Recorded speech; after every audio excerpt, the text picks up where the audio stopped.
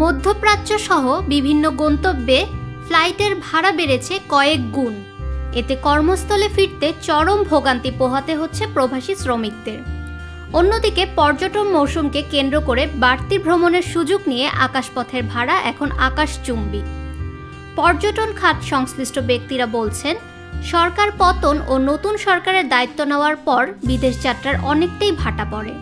তবে শীতে পর্যটন মৌসুমেও বেড়েছে টিকিটের চাহিদা। এই সুযোগে বাড়িয়ে দেওয়া হয়েছে উড়োজাহাজের টিকিটের দাম। 2 মাস আগেও যে টিকিটের দাম ছিল 40,000 টাকা, সেটা এখন বেড়ে 60 থেকে 70,000 টাকা হয়েছে।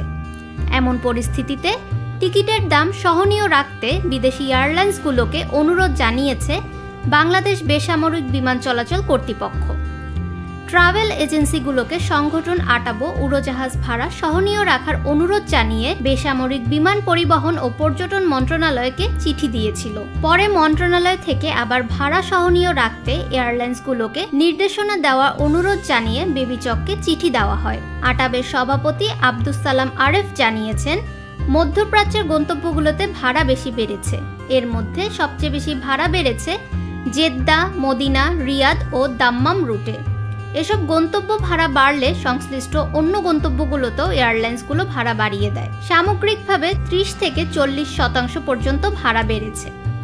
আটাব সভাপতি আরও বলেন, উড়োজাহাজগুলোর টিকিটের দাম মানুষের ক্রয় ক্ষমতার বাইরে, যা অসহনীয় হয়ে যাচ্ছে। এতে যাত্রীরা জিম্মি হয়ে যাচ্ছে। সেই সঙ্গে বিভিন্ন রুটে টিকিটের স্বল্পতাও আছে। কেউ পাচ্ছে, কেউ পাচ্ছে না। এগুলো নিয়ন্ত্রণ করা দরকার। বেবিচকের চিঠি দেওয়ার পর ভাড়া কমেছে কিনা জানতে চাইলে আটাবের সভাপতি বলেন, তারা এটা মানছে না। তারা ভাড়া সহজে কমায় না। যখন ফ্লাইট বাড়ানো হয়, যাত্রী কম থাকে, তখন ভাড়া এমনিতেই কমে আসে। এছাড়া পিক সিজনে ভাড়া কমানোর নজির শুধু বিমান বাংলাদেশ এয়ারলাইন্সেই আছে। বর্তমান সমস্যা নিরসনে ফ্লাইটের সংখ্যা বাড়াতে হবে। এতে যাত্রীর চাপ কমার সঙ্গে ভাড়াও কমে আসবে। কিন্তু এখন তো ফ্লাইটেরও সংকট।